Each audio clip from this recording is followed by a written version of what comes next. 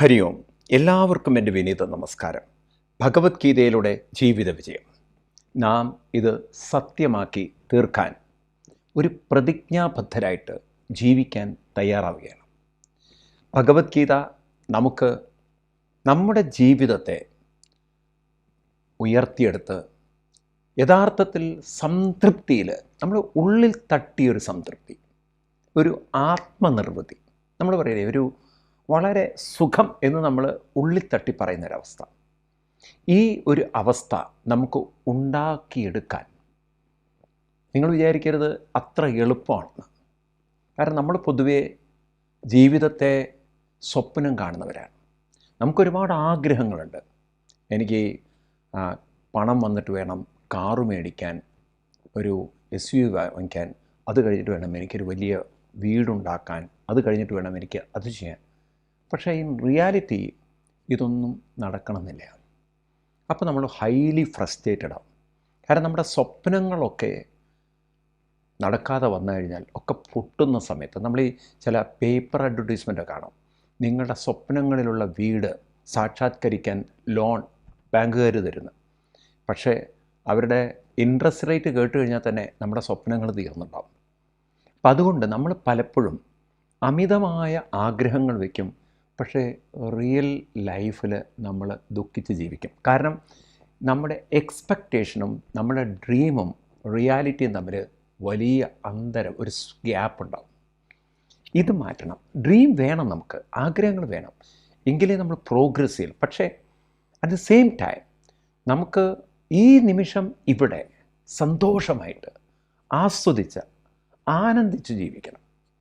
അപ്പം നമുക്ക് റിയാലിറ്റിയെ ആക്സെപ്റ്റ് ചെയ്യാനും റിയാലിറ്റിയെ എൻജോയ് ചെയ്യാനും, എന്നാൽ അതേസമയം ഡ്രീമിലേക്ക് എത്താനുള്ള പ്രയത്നവും ചെയ്യാൻ സാധിച്ചാൽ ജീവിതം വളരെ മാറ്റമുണ്ടാകും. പക്ഷേ അത് ലിങ്ക് ചെയ്യൽ വളരെ ബുദ്ധിമുട്ടാണ്. ഡ്രീമിൽ ജീവിക്കാൻ എളുപ്പമാണ്. Most of the people the dream, the just live in dream. Reality അവർ ആക്സെപ്റ്റ് ചെയ്യില്ല. അതവർ ഫ്രസ്ട്രേറ്റഡ് ആവും. അവർ പറയും whole my calculation went wrong. എൻ്റെ കണക്കുകൂട്ടൽ തെറ്റി. ഈ കണക്കുകൂട്ടൽ തെറ്റിയിട്ട് കരയുന്നതിന് അർത്ഥമില്ല, ദുഃഖിക്കുന്നതിന് അർത്ഥമില്ല. കാരണം ഡ്രീം എപ്പോഴും അത് ഡ്രീമാവും, ചിലപ്പോൾ അത് റിയൽ ആവും. അപ്പോൾ റിയൽ ആവണമെങ്കിൽ നമ്മൾ റിയൽ ലൈഫിനെ ശരിക്കും അക്കോമഡേറ്റ് ചെയ്യണം. അതുമായിട്ട് നമ്മൾ വളരെ എൻജോയ് ചെയ്തു പോകണം. നമ്മളതിനോട് പൊരുത്തപ്പെടാൻ പറ്റാതിരുന്നാൽ, നമ്മളതിനോട് ഫൈറ്റ് ചെയ്താൽ നമ്മൾ ഫ്രസ്ട്രേറ്റഡ് ആണ്. അപ്പം നമ്മളെങ്ങനെ അത് ടാക്കിൾ ചെയ്യുന്നതാണ്. അതായത് ഞാൻ പറയണതൊക്കെ നിങ്ങൾക്ക് മനസ്സിലാവുന്നുണ്ടോ അറിയില്ല. അപ്പം നിങ്ങളുടെ വീട്ടിൽ ഒരു ഹസ്ബൻഡ് ആൻഡ് വൈഫ് നടക്കുക. അപ്പോൾ ഹസ്ബൻഡ് വീട്ടിൽ വരുന്നു ജോലി ചെയ്തിട്ട്. അപ്പം ഭാര്യ എനിക്ക് കാപ്പി ഉണ്ടാക്കും, പലഹാരം ഉണ്ടാക്കി വെച്ചിട്ടുണ്ടാവും. അവിടെ ചെന്നപ്പം ഒന്നുമില്ല. ഭാര്യ ഇരുന്ന് സുഖമായിട്ട് TV കണ്ടുകൊണ്ടിരിക്കുക. അപ്പം വളരെ ഫ്രസ്ട്രേറ്റഡ് ആയിട്ട് ഭാര്യയോട് ഷൗട്ട് ചെയ്യാണ്, what the hell you are doing എന്നൊക്കെ പറഞ്ഞാൽ അവിടെ ഷൗട്ട് ചെയ്യുക. ഭാര്യ പറഞ്ഞു, യു സ്റ്റുപ്പിഡ്, ഗെറ്റ് ഔട്ട്. നിങ്ങൾക്ക് എത്രമാത്രം പ്രശ്നങ്ങളുണ്ട്, എനിക്കും പ്രശ്നമുണ്ട്. ഞാനും വർക്ക് ചെയ്തിട്ടാണ് വരുന്നത്, എനിക്കും അല്പം റെസ്റ്റ് വേണം എന്നൊക്കെ പറയുമ്പോൾ അവിടെ എന്തൊരു ഫൈറ്റായിരിക്കും നോക്കൂ. വീട്ടിൽ വന്നിട്ട് എന്താ കിട്ടിയത്? അപ്പം ഡ്രീമിൽ എന്തായിരുന്നു? കാപ്പിയും പലഹാരവും. റിയലായി എന്താണ്? ഇടിച്ചക്കയും അല്ലെങ്കിൽ കുഴക്കട്ടയും മറ്റേ എന്താ പറയുക, നല്ല ബോംബ് പോലത്തെ വാക്കുകളും ഇതല്ലേ കിട്ടിയത്. എവിടെ ജീവിതം എൻജോയ് ചെയ്ത്? അപ്പോൾ ഇതാണ് നമുക്ക് പലപ്പോഴും കണക്ട് ചെയ്യാൻ സാധിക്കാതെ പോകുന്നത്. അതാണ് കണക്ട് ചെയ്യേണ്ടത്. നേരെ മറിച്ച് ഇങ്ങനെ ഒരു ആറ്റിറ്റ്യൂഡ് ഹസ്ബൻഡ് എടുത്തു വിചാരിക്കും. അതായത് വീട്ടിൽ വരുന്നു, ഭാര്യ TV കണ്ടുകൊണ്ടിരിക്കുന്നു. അവിടെ വരുന്നു, ഭാര്യയോട് പറഞ്ഞു, oh you must be very tired. എനിക്കും ടയേർഡുണ്ട്, പക്ഷേ ലെറ്റസ് നമുക്ക് നല്ലൊരു ചായയോ പലഹാരമോ, നമുക്കൊരു ചായ കുടിക്കാം, ഞാനൊരു ചായ ഉണ്ടാക്കട്ടെ എന്ന് ഭർത്താവ് അങ്ങോട്ട് പറഞ്ഞിരിക്കുക. So the whole scenario change. ആ എൻവയറമെൻറ്റ് മാറി. ഉടനെ ഭാര്യ പറയും, ഹേയ് അത് വേണ്ട, ഞാനും വരാം. അങ്ങനെ രണ്ടുപേരും കൂടി ചേർന്നാകുമ്പോഴോ നിങ്ങൾ ആ അന്തരീക്ഷം മാറ്റുകയാണ്. അപ്പം നിങ്ങളുടെ ഭാഗത്ത് നിന്ന് മറ്റൊരു വ്യക്തിയെ നിങ്ങൾക്ക് സ്വാധീനിക്കാൻ സാധിക്കുക. അതാണ് നമ്മുടെ ഏറ്റവും വലിയൊരു ധർമ്മമായി കൊണ്ടു നടക്കേണ്ടത്.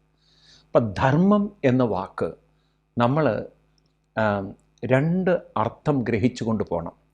ഒന്നാമത്തെ അർത്ഥം നമ്മളെ സംബന്ധിച്ച് നമ്മുടെ ഓരോരുത്തരുടെയും കർത്തവ്യം, സ്വധർമ്മം, നമ്മുടെ ഓരോരുത്തരെയും ഞാൻ പറയില്ലേ ഏറ്റെടുക്കുന്ന ദൗത്യം. ആ ദൗത്യത്തിൻ്റെ ഒരു പാർട്ട് എന്ന് പറയുന്നത് ഇൻസ്പൈറ്റ് ഓഫ് എവറിതിങ് ഞാൻ മറ്റുള്ളവർക്ക് ഞാൻ എന്നെക്കൊണ്ട് പറ്റുന്ന സഹായം, സേവനം, സന്തോഷം, ഊർജം ഞാൻ കൊടുക്കും.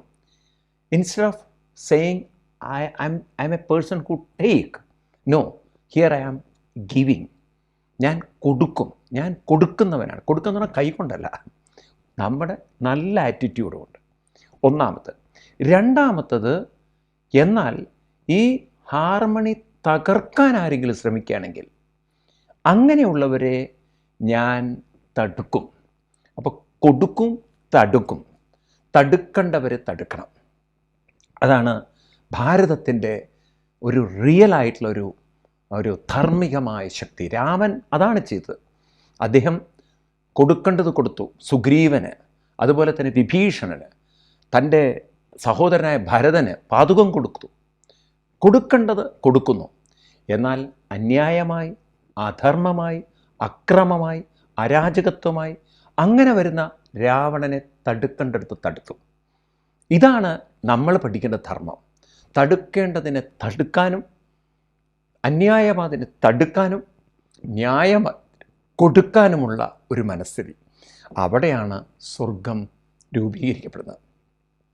ഭഗവാൻ ഗീതയിൽ ഈ സ്വർഗം എന്നൊരു വാക്ക് പറഞ്ഞ് ആരംഭിക്കുന്ന 32-ാം ശ്ലോകം മുതലാണ്.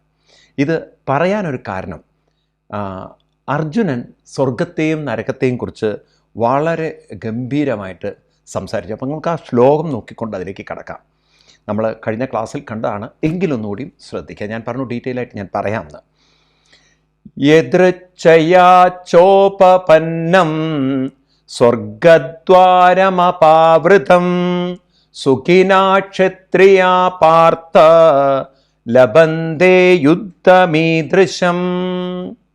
അർജുന, ഈവന്തോ നിങ്ങൾ കണക്ക് കൂട്ടിയതല്ല ഈ യുദ്ധമെങ്കിലും, നിങ്ങളുടേതായ ഒരു സ്വഭാവം കൊണ്ട് വന്നതല്ല യുദ്ധമെങ്കിലും, നിങ്ങളതിലേക്ക് വലിച്ചിഴക്കപ്പെട്ടവരാണെങ്കിൽ പോലും ഇങ്ങനെ വന്നൊരു യുദ്ധം നിങ്ങൾക്ക് സ്വർഗദ്വാരമപാവൃതം, ഇത് നിങ്ങൾക്ക് സ്വർഗദ്വാരമാണ് എന്ന് പറഞ്ഞാൽ എന്താണ്? നിങ്ങൾ ഈ ഒരു യുദ്ധം നിങ്ങൾ ചെയ്യുമ്പോൾ സമൂഹത്തോട് കാണിക്കുന്ന ഏറ്റവും വലിയ ഒരു മഹത്തായ കാര്യം, ഈ രാഷ്ട്രത്തിൻ്റെ സംസ്കാരം നിലനിർത്തുന്നതിന് വേണ്ടി ഞാൻ കഴിഞ്ഞ ക്ലാസ്സിൽ നിങ്ങളോട് പറഞ്ഞു, അതായത് ധർമ്മ സംസ്ഥാപനത്തിന് വേണ്ടിയിട്ട്, ഉന്നത മൂല്യങ്ങളെ നിലനിർത്തുന്നതിന് വേണ്ടിയിട്ട് നിങ്ങൾ കാണിക്കുന്ന ഈ പ്രയത്നം നമ്മുടെ ചുറ്റുപാടിനെ സ്വർഗീയമാക്കി തീർക്കും. അപ്പം കൃഷ്ണൻ സ്വർഗമെന്ന് പറയണത് മരണാനന്തരം പോകുന്ന ഒരു സ്വർഗരാജ്യത്തെക്കുറിച്ചല്ല, ഇവിടെ മനുഷ്യൻ സൃഷ്ടിക്കേണ്ട സ്വർഗത്തെക്കുറിച്ചാണ്. അപ്പം ഇവിടെ അക്രമ, അധർമ്മ, അതുപോലെ തന്നെ തീവ്രവാദ, ദുഷിച്ച ചിന്തകൾ കൊണ്ടുവരുന്നവരെ തടഞ്ഞു നിർത്തുക എന്ന ധാർമ്മികമായ യുദ്ധം. എങ്കിലേ നമുക്ക് ധർമ്മ സംസ്ഥാപനം ഇവിടെ ചെയ്യാൻ പറ്റുള്ളൂ, അങ്ങനെ ധർമ്മത്തെ നിലനിൽക്കാൻ പറ്റുള്ളൂ. അങ്ങനെ ധർമ്മത്തെ നിലനിർത്താൻ വേണ്ടി നാം പ്രയത്നിക്കുന്ന പ്രയത്നം നാളെ ഇവിടെ സ്വർഗീയമായ ജീവിതമുണ്ടാക്കും. അവരെന്നും ആദരണീയരാണ്, ബഹുമാന്യരാണ്. അതുകൊണ്ടാണ് നമ്മുടെ രാഷ്ട്രത്തിന് വേണ്ടി സാക്രിഫൈസ് ചെയ്ത മഹാന്മാരെയൊക്കെ ഇന്നും നമ്മൾ ഏറെ ബഹുമാനത്തോടെ കണ്ട് തലകുനിക്കുന്നത്. രാഷ്ട്രത്തിന് വേണ്ടി വന്ദേ മാതരം എന്ന് പറഞ്ഞുകൊണ്ട് ബ്രിട്ടീഷുകാരൻ്റെ മുന്നിൽ തലകുനിക്കാതെ, രാഷ്ട്രത്തിന് വേണ്ടി ഞാനിതാ എൻ്റെ ജീവൻ വെടിയുന്നു എന്ന് പറഞ്ഞ് തൂക്കുകയറിന് മുന്നിൽ വന്ദേ മാതരം, വന്ദേ മാതരം, വന്ദേ മാതരം എന്ന് പറഞ്ഞ് എത്ര പേരാണ് ആ തൂക്കുകയറിനെ സ്വീകരിച്ചത്. ഭഗത് സിംഗിനെക്കുറിച്ചൊക്കെ നിങ്ങൾ കേട്ട കഥകളല്ലേ, എത്ര ആളുകൾ, ഒരുപാട് മഹാന്മാർ.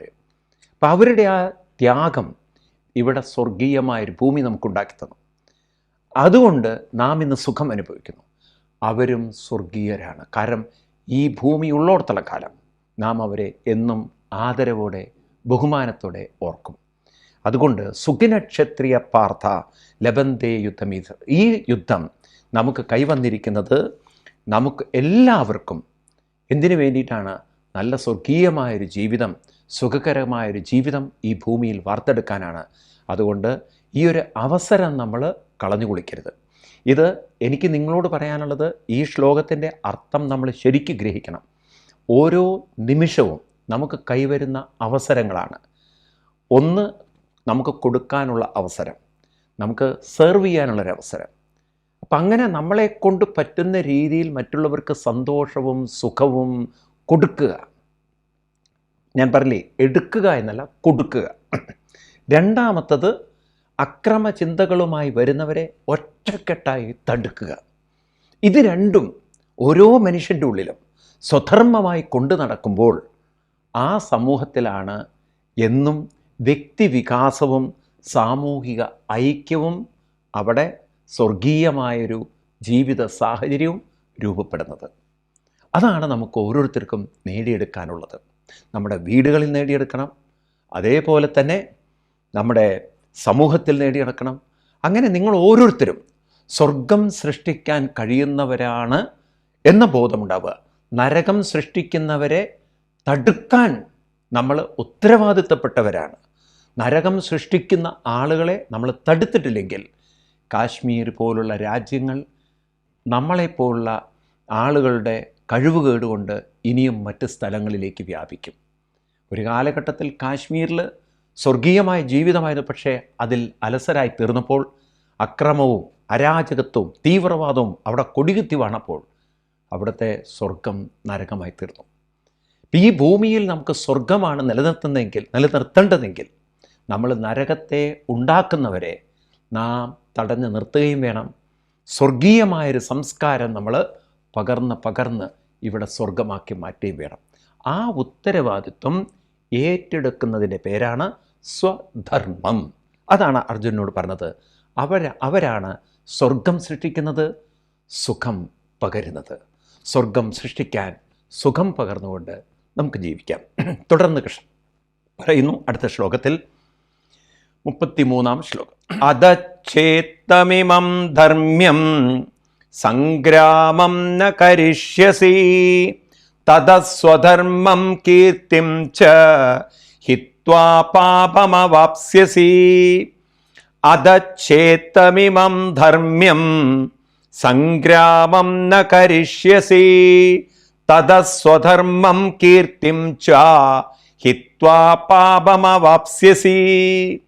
കൃഷ്ണൻ ഇനി ഇവിടുന്ന് പറയുന്നത്, അർജുന, നീ ഈ തരത്തിൽ നിന്റെ സ്വധർമ്മം നീ അനുഷ്ഠിക്കാതിരിക്കുകയാണെങ്കിൽ ത്വം ധർമ്മ്യം ന കരിഷ്യസി ഇമം സംഗ്രാമം, ഇപ്പോൾ നിനക്ക് സംജാതമായ അധർമ്മത്തെ തോൽപ്പിക്കുവാൻ, ചെറുക്കുവാൻ, തടുക്കുവാൻ നിനക്ക് കിട്ടിയ അവസരത്തെ ന കരിഷ്യസി, ഞാൻ ചെയ്യുകയില്ല എന്ന് പറഞ്ഞ് ആ ഉത്തരവാദിത്വത്തിൽ നിന്ന്, ദൗത്യത്തിൽ നിന്ന്, കടമയിൽ നിന്ന്, നിന്റെ നിയോഗത്തിൽ നിന്ന് മാറി നിൽക്കുകയാണെങ്കിൽ സ്വധർമ്മം കീർത്തിം ഹിത്വ, നീ സ്വധർമ്മത്തെയും നിന്റെ കീർത്തിയെയും വിട്ടിട്ട് എന്താണ്? പാപം അവാപ്സ്യസി, നീ പാപത്തെ പ്രാപിക്കും.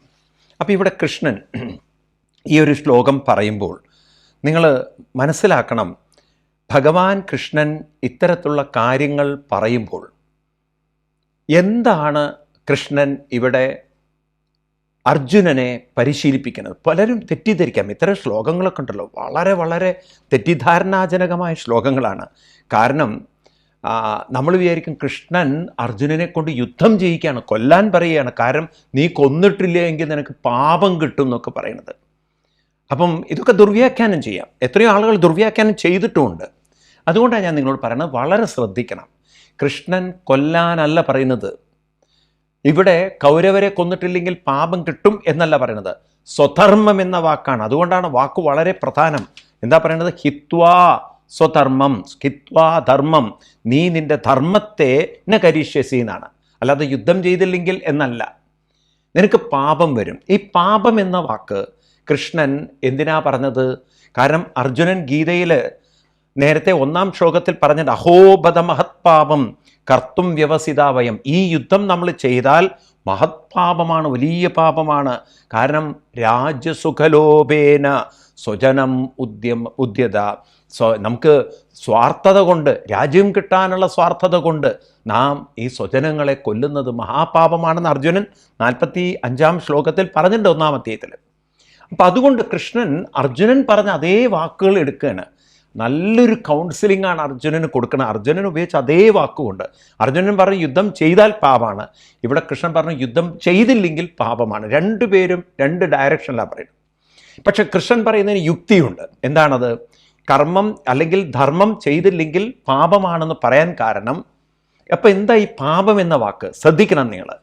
നമ്മൾ ഹിന്ദു സമൂഹത്തിൽ ഈ പാപം, അതുപോലെ തന്നെ നരകം, സ്വർഗം എന്ന വാക്കുകളുടെയൊക്കെ സൂക്ഷ്മ അർത്ഥം ഗ്രഹിക്കണം. ഇതര മതക്കാർ പറയുന്ന ഇത്തരം ശബ്ദങ്ങളുടെ അർത്ഥമല്ല ഹിന്ദു മതത്തിൽ ഈ ശബ്ദങ്ങൾക്കുള്ള അർത്ഥം. ഇപ്പം നിങ്ങൾ ക്രിസ്തു മതത്തിലേക്ക് നോക്കിക്കഴിഞ്ഞാൽ അവർ ഈ പാപം എന്നുള്ള വാക്ക് വളരെ കോമൺലി യൂസ്ഡാണ്. അവരെ പൊതുവെ സംബോധന ചെയ്യുന്നതിനെ പാപികളെ എന്നാണ്. ക്രിസ്തു മതത്തിലെ ബൈബിളിൽ ആളുകളെ സംബോധന ചെയ്യുന്നത് പാപികളെ എന്നാണ്. കാരണം പണ്ട് ഏദൻ തോട്ടത്തിൽ ആദമും ഹവ്വയും ഏദൻ തോട്ടത്തിൽ പഴം പറിക്കാൻ വേണ്ടി എന്താ പറയുക, അവർക്ക് ദൈവം നിഷേധിച്ച പഴം കഴിക്കാൻ വേണ്ടി ശ്രമിക്കുമ്പോൾ, മരത്തിൽ കയറുമ്പോൾ ഒരു സാധാരണ രൂപത്തിൽ പാമ്പ് വന്നവരെ പ്രേരണ കൊടുത്ത് അവർ കയറുമ്പോൾ, അങ്ങനെ ദൈവം വിലക്കിയ ഖനി കഴിച്ചതുകൊണ്ട് അവർ പാപികളായി.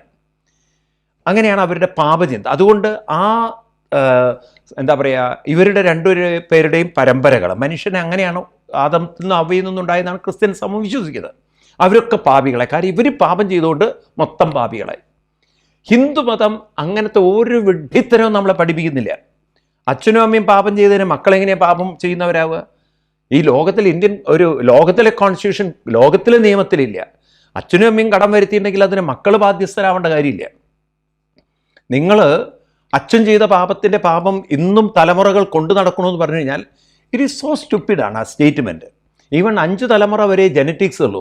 ഇത് അതിനു മുമ്പുള്ളവർ പാപം ചെയ്ത് ഇപ്പോഴും പാപമായിട്ട് നിൽക്കുന്നു എന്ന് പറഞ്ഞു കഴിഞ്ഞാൽ ഇറ്റ് ഈസ് സോ റിഡിക്കുലസ് ആണ് ആ തോട്ട്സ്. ആക്സെപ്റ്റ് ചെയ്യാൻ പറ്റില്ല. നിൽക്കട്ടെ, നമ്മൾ ആരെയും എതിർക്കല്ല, പക്ഷേ ലോജിക്കലി നമ്മൾ മനസ്സിലാക്കണം എന്താണ് പാപം. ഇപ്പം കൃഷ്ണൻ ഇവിടെ അർജുന, നീ യുദ്ധം ചെയ്തിട്ടില്ലെങ്കിൽ, ധാർമ്മികമായ കാര്യം ചെയ്തില്ലെങ്കിൽ, നിന്റെ കടമ നീ ഏറ്റെടുത്തില്ലേ, കർത്തവ്യം ചെയ്തിട്ടില്ല എങ്കിൽ അത് പാപമാവാപ്സ്യസി, നിനക്ക് പാപമായി തീരും എന്ന് പറഞ്ഞാൽ, ഇവിടെ മറ്റു മതങ്ങൾ പറയുന്ന പാപമല്ല പാപം. ഇവിടെ പുണ്യപാപങ്ങളിൽ നിന്നും നമ്മളെ ഉയർത്തുകയാണ്. എനിക്ക് മുസ്ലിം സഹോദരന്മാരോടും ക്രിസ്ത്യൻ സഹോദരന്മാരോടും സഹോദരിമാരോടും പറയാനുള്ള കാര്യം, പുണ്യം ചെയ്ത് സ്വർഗത്തിൽ പോവുക എന്നാണ് നിങ്ങളെ നിങ്ങളുടെ മതഗ്രന്ഥങ്ങൾ പഠിപ്പിക്കുന്നെങ്കിൽ ഒരു കാര്യം നിങ്ങൾ മനസ്സിലാക്കണം, സ്വർഗത്തിനും അതീതമായ സത്യമുണ്ട്. അതറിയാൻ ഗീത പഠിക്കണം. പുണ്യം ചെയ്ത് സ്വർഗത്തിലെത്താനല്ല ഹിന്ദുമതം പഠിപ്പിക്കുന്നത്. നമുക്കിവിടെ സ്വർഗമാക്കി തീർക്കാനുള്ളൊരു വിദ്യ, നിങ്ങളുടെ കുടുംബത്തിൽ സ്വർഗം, നിങ്ങളുടെ ജീവിതത്തിൽ സ്വർഗം. അപ്പോൾ ആ സ്വർഗം നമുക്ക് സൃഷ്ടിക്കണമെങ്കിൽ നമ്മളിൽ നിന്നും പാപം ചെയ്യുക എന്ന മനസ്സ് പോകണം. അപ്പം ഈ പാപം എന്ന് പറയുന്നത് നിങ്ങൾ മറ്റു മതങ്ങളിൽ മനസ്സിലാക്കുന്ന പോലെ എന്താണ്, പുണ്യം സക്കാത്ത് ചെയ്യുക, ഒന്ന് കൊടുക്കുക, കുറേ ദാനം ചെയ്യുക.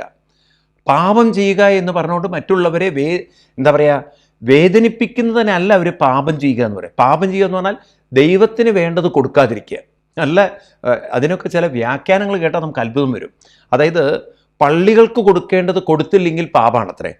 ഇവിടെ പള്ളിയുടെ പുറത്തൊരാൾ പിച്ചയെടുക്കുന്ന സമയത്ത് അയാൾക്ക് കൊടുത്തില്ലെങ്കിലും പാപമില്ല, പക്ഷെ പള്ളിക്ക് കൊടുക്കേണ്ടത് കൊടുത്തില്ലെങ്കിൽ പാപമാണ്. അങ്ങനെയൊക്കെയാണ് അവരുടെ വ്യാഖ്യാനം. പക്ഷെ പാപം എന്ന വാക്കിൻ്റെ പൊതുവേ അർത്ഥം, നാം നമ്മുടെ കടമ കർത്തവ്യം ചെയ്യേണ്ടത് ചെയ്യാതിരിക്കുമ്പോൾ, ഒരു സമൂഹത്തിന് കൊടുക്കേണ്ടത് കൊടുക്കാതിരിക്കുമ്പോൾ, നാം കൊടുക്കേണ്ടത് കൊടുക്കാതിരിക്കുന്നതിലുള്ള നാം സൃഷ്ടിക്കുന്ന ഒരു നെഗറ്റിവിറ്റിയുടെ പേരാണ് പാപം. പറയുന്നത് മനസ്സിലാക്കണം. അതായത് ഹസ്ബൻഡ് വീട്ടിൽ വരുന്നു, അദ്ദേഹം സ്വന്തം മൊബൈലിലേക്ക് ജീവിതം ഒതുക്കുന്നു, ഭാര്യ സ്വന്തം മൊബൈലിലേക്കും ഒതുക്കുന്നു, അതുപോലെ മക്കൾ അവരുടെ ലോകത്തിലേക്കുന്നു. അത് പാപജീവിതമാണ്.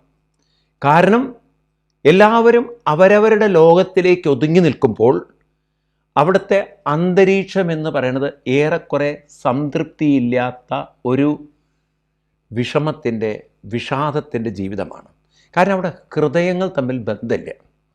അവിടെ മൊബൈലുകൾ തമ്മിലുള്ള ബന്ധമേ ഉള്ളൂ. ഒരേ വൈഫൈയിൽ എല്ലാവരും കണക്റ്റഡാണ്, പക്ഷേ ഹൃദയം ബന്ധമില്ലാതെ. അപ്പം ഇവിടെ ഹൃദയബന്ധങ്ങൾ ഉണ്ടാക്കുക, പരസ്പരം അങ്ങോട്ടും ഇങ്ങോട്ടും സംസാരിച്ചും പരസ്പരം അങ്ങോട്ടും ഇങ്ങോട്ടും സഹായിച്ചൊക്കെ ഉള്ള ഒരു ഹൃദയമുണ്ടാക്കുക.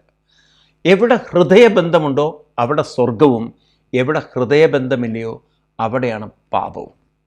അപ്പം നമ്മൾ പാപികളായിത്തീരുന്നത് നാം നമ്മളിലേക്ക് ഉൾവലിഞ്ഞ് നാം ചെയ്യേണ്ടത് ചെയ്യാതിരിക്കുമ്പോൾ, നമ്മൾ മറ്റുള്ളവരിലേക്ക് പോലും നന്മ ചൊരിയാതിരിക്കുമ്പോൾ, സഹായം ചെയ്യാതിരിക്കുമ്പോൾ നമ്മൾ പാപികളായിത്തീരും.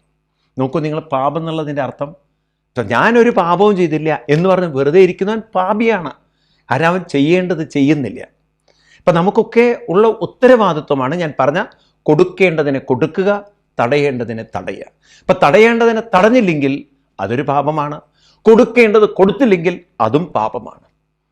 എന്താ കൊടുക്കേണ്ടത്? സന്തോഷം, സുഖം, പ്രചോദനം, പ്രോത്സാഹനം, ഊർജം, ഇതൊക്കെ കൊടുക്കണം. എന്താണ് തടയേണ്ടത്? സമൂഹത്തിനുണ്ടാകുന്ന പ്രശ്നങ്ങൾ, പ്രയാസങ്ങൾ, അങ്ങനെയുള്ള പല പ്രതിസന്ധികളും മറ്റുള്ളവരുണ്ടാക്കുമ്പോൾ ഒറ്റക്കെട്ടായി ഇത് അന്യായമാണ്, അധർമ്മമാണ്, അക്രമമാണ്, അരാജകത്വമാണ്, തീവ്രവാദമാണ് എന്ന് പറഞ്ഞുകൊണ്ട് അവരെ തടുക്കാൻ നമുക്ക് സാധിക്കണം. ഈ തരത്തിലുള്ള ഒരു പ്രവൃത്തി ചെയ്തില്ലെങ്കിൽ അർജുന, പാപമവാപ്സ്യസി, നീ പാപത്തെ കൈവരിക്കും. അതുകൊണ്ട് ഈ യുദ്ധം നിന്നെ സംബന്ധിച്ച് പരിത്രാണായ സാധൂനാം, നല്ലവരായ മനുഷ്യരെ അവരെ സംരക്ഷിക്കാൻ വേണ്ടിയിട്ടാണ്, ധർമ്മസംസ്ഥാപനാർത്ഥനത്തിന് വേണ്ടിയിട്ടാണ്, അല്ലാതെ നിങ്ങളുടെ സ്വാർത്ഥതയ്ക്ക് വേണ്ടിയിട്ടല്ല. നല്ല സംസ്കാരം ലോകത്തിലേക്ക് വരാൻ വേണ്ടി ദുഷിച്ച സംസ്കാരത്തെ, സ്വാർത്ഥ സംസ്കാരത്തെ, അക്രമ സംസ്കാരത്തെ നിങ്ങൾ തടയിടുകയാണ്. അപ്പം അതുകൊണ്ട് ഈ യുദ്ധം ചെയ്യേണ്ടത് അനിവാര്യമാണ്. കാരണം സ്വഭാവം കൊണ്ട് ക്ഷത്രിയനായ നിനക്ക് വന്നു ചേർന്നിട്ടുള്ളൊരു ഭാഗ്യമാണ്. അതുകൊണ്ട് let us eliminate this negative minded people. ഇങ്ങനെയുള്ളവരെ മാറ്റുന്നത് ഏറ്റവും ശ്രേഷ്ഠം തന്നെയാണ്. കാരണം നാളത്തെ സമൂഹത്തിന്, തലമുറകൾക്ക് സംസ്കാരമുള്ള ഒരു രാജ്യത്തെ നമ്മൾ സംഭാവന ചെയ്യുകയാണ്. അപ്പം അതുകൊണ്ട് നീ യുദ്ധം ചെയ്യാതിരുന്നാൽ അത് മഹാപാപമാണ് എന്ന് പറഞ്ഞു കഴിഞ്ഞാൽ ദൈവം ശിക്ഷിക്കുന്ന പാപമല്ലത്.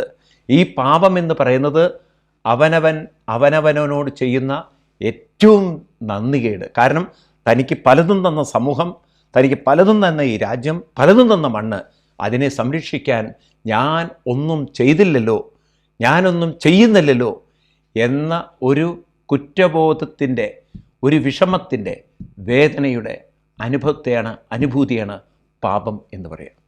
അപ്പം പാപം അവനവൻ സൃഷ്ടിക്കുന്നതാണ്. മനസ്സിലായി? നരകം അവനവൻ സൃഷ്ടിക്കുന്നതാണ്, സ്വർഗവും അവനവൻ തന്നെ സൃഷ്ടിക്കണം. സ്വർഗം സൃഷ്ടിക്കണമെങ്കിൽ നമ്മളിൽ നല്ല വിവേകം വേണം, എന്താണ് കൊടുക്കേണ്ടതെന്നുള്ള ബോധം വേണം. നരകമാണ് സൃഷ്ടിക്കുന്നതെങ്കിലോ ചെയ്യേണ്ടത് ചെയ്യാതിരുന്നാൽ മതി, അവിടെ നരകമായി, അവിടെ പാപമായി. ഇപ്പം ചെയ്യേണ്ടത് ചെയ്യാതിരിക്കുക, അതാണ് ഏറ്റവും വലിയ നരകം. അപ്പം അതുകൊണ്ട് മടി പിടിച്ചിരിക്കുന്നവരോടൊക്കെ എനിക്ക് പറയാനുള്ളത്, നിങ്ങളുടെ ജീവിതം നിങ്ങൾ പാപമാക്കി തീർത്താൽ പാപികൾ എത്തുന്ന നരകത്തിലാണ്. ഇത് പാപികൾ സൃഷ്ടിക്കുന്ന നരകമാണ്. നമ്മുടെ വീടൊരു നരകമായിത്തീരും. അപ്പം അതുകൊണ്ട് നമ്മുടെ വീടുകളൊന്നും നരകമായിത്തീരരുത്. നിങ്ങൾ നോക്കൂ, വിഭീഷണൻ രാമായണത്തിലേറെ ആദരിക്കപ്പെട്ട എന്തുകൊണ്ടാണ്? രാമൻ ചെയ്ത് തെറ്റാണെന്ന് രാമൻ്റെ മുഖത്ത് നോക്കി പറയാൻ ആർജവവും, അതേപോലെ തന്നെ രാമൻ്റെ അടുത്തല്ല നിൽക്കേണ്ടത്, രാമൻ്റെ അടുത്താണ് എന്ന് പറഞ്ഞ് രാമനിലേക്ക് പോയി രാമനോട് ചേർന്ന് അങ്ങനെ ഒരു രാവണനെതിരെ യുദ്ധത്തിന് വിഭീഷണൻ നിൽക്കുന്നതുകൊണ്ടല്ലേ രാമന് ജയിക്കാൻ പറ്റിയത്. ഇതുപോലെ നമ്മൾ ഓരോരുത്തരും നമുക്ക് നല്ല കാര്യങ്ങളിൽ പൂർണ്ണമായൊരു ഇൻവോൾവ്മെൻറ്റും, എന്നാൽ ലോകത്തിനും നമുക്കും സമൂഹത്തിനും പ്രശ്നങ്ങൾ ഉണ്ടാക്കുന്ന കാര്യങ്ങളെ തടയിടാനുള്ള ആർജവുമുണ്ടെങ്കിൽ അവിടെയാണ് പാപമില്ലാത്ത ജീവിതം നമുക്ക് നേടാൻ സാധിക്കുന്നത്. അതുകൊണ്ട് അർജുന, നീ നിൻ്റെ കർത്തവ്യത്തിൽ നിന്ന് മാറിക്കഴിഞ്ഞാൽ നിനക്ക് അകീർത്തി ഉണ്ടാവും, നിൻ്റെ കീർത്തി അത് ബാധിക്കും. കാരണം ഒരു സമൂഹത്തെ വഴിതെറ്റിച്ച മഹാപാപിയായി നീ അറിയപ്പെടും. സമൂഹത്തിൽ ചെയ്യേണ്ടത് ചെയ്യാതെ കണ്ണും കെട്ടി അല്ലെങ്കിൽ കയ്യും കെട്ടി വെറുതെ ഇരുന്ന് ഒരു സമൂഹത്തെ മുഴുവൻ നശിക്കാൻ വേണ്ടി അല്ലെങ്കിൽ നശിപ്പിക്കാൻ വേണ്ടി അനുവദിച്ചു കൊടുത്ത വ്യക്തികളായിത്തീരും. അപ്പം ഞാനും നിങ്ങളും വെറുതെ ഇരിക്കരുത്. നമ്മുടെ ചുറ്റുപാടുകളൊക്കെ നല്ലതും നടക്കുന്നുണ്ട്, ചീത്തതും നടക്കുന്നുണ്ട്. ആ നല്ലത് നടക്കുന്നതിനോട് ചേർന്നുകൊണ്ട് നമ്മൾ നല്ലത് നടത്തിയാൽ നല്ലതിൻ്റെ ഊർജ്ജം കൂടും, ശക്തി കൂടും. എന്നാൽ ചീത്തതിനെ നമ്മൾ അവഗണിച്ച് നമ്മൾ മൈൻഡ് ചെയ്തിരുന്നാൽ ആ ചീത്തതും വളർന്ന് വളർന്ന് വളർന്ന് സമൂഹത്തിലേക്ക് വ്യാപിക്കുമ്പോഴാണ് ഒരു ദിവസം നമ്മൾ മനസ്സിലാക്കുക, ഈ നല്ലതിനേക്കാൾ ചീത്തതിന് ശക്തി പ്രാപിച്ചു കഴിഞ്ഞാൽ, നല്ലതിനേക്കാൾ ക്രൂര മനസ്സുകൾക്ക് ശക്തി പ്രാപിച്ചു കഴിഞ്ഞാൽ അപ്പം എന്താ സംഭവിക്കുക? ക്രമേണ അവരുടെ അത്തരത്തിലുള്ള നിഷ്ഠൂരമായ ദുഃഖകരമായ ചിന്ത അവർ സമൂഹത്തിലേക്ക് കൊടുത്തുകൊണ്ടിരിക്കും. അവരിവിടെയും ദുരിതമാക്കും, ഇതിന് ശേഷവും ജീവിതം ദുരിതമാക്കും. അതാണ് ഇതുവരെ ഉണ്ടായിട്ടുള്ളത്. അതുകൊണ്ട് ലെറ്റസ് നോട്ട്, വെറുതെ ഇരിക്കരുത്. നമുക്ക് അപകീർത്തി, മറ്റുള്ളവർ നമ്മളെ എന്താ പറയുക, നമ്മുടെ ധർമ്മം നമ്മൾ ചെയ്തില്ലെങ്കിൽ, സ്വധർമ്മം കീർത്തിം ച, നമ്മുടെ ധർമ്മം നമ്മൾ അനുഷ്ഠിച്ചില്ലെങ്കിൽ നമ്മുടെ കീർത്തി അത് ബാധിക്കും. നമ്മൾ ചെയ്യേണ്ടത് ചെയ്തില്ല എന്നുള്ള കുറ്റബോധം നമ്മൾ വേട്ടാടും. അതുകൊണ്ട് നല്ലൊരു ജീവിതം നമുക്ക് നേടിയെടുക്കാൻ ഈ ഒരു മന്ത്രം നിങ്ങൾ ഓർക്കുക. കൊടുക്കേണ്ടത് കൊടുക്കണം, തടുക്കേണ്ടത് തടുക്കണം. അതാണ് എൻ്റെ സ്വധർമ്മം. ഞാൻ ധർമ്മ സംസ്ഥാപനത്തിന് വേണ്ടിയിട്ട് ഇത് രണ്ടും ഏറ്റെടുത്തിരിക്കുന്നു. അങ്ങനെയുള്ളവർക്ക് എവിടെയാണ് പാപം എന്നാണ് കൃഷ്ണൻ ചോദിക്കുന്നത്. ഏതായാലും തുടർന്നും കൃഷ്ണൻ അർജുനന് കൊടുക്കുന്ന മനോഹരമായ ജീവിത വിജയ ടിപ്പുകൾ നമുക്ക് തുടർന്നും കേൾക്കാം. അടുത്ത ക്ലാസ്സിൽ വീണ്ടും കാണാം. അതുവരെ എല്ലാവർക്കും നന്ദി, നമസ്കാരം, പ്രണാമം. നാളെ ഇതേ സമയം വീണ്ടും നമുക്ക് കാണാം. ഗീത ജീവിത വിജയ മന്ത്രം.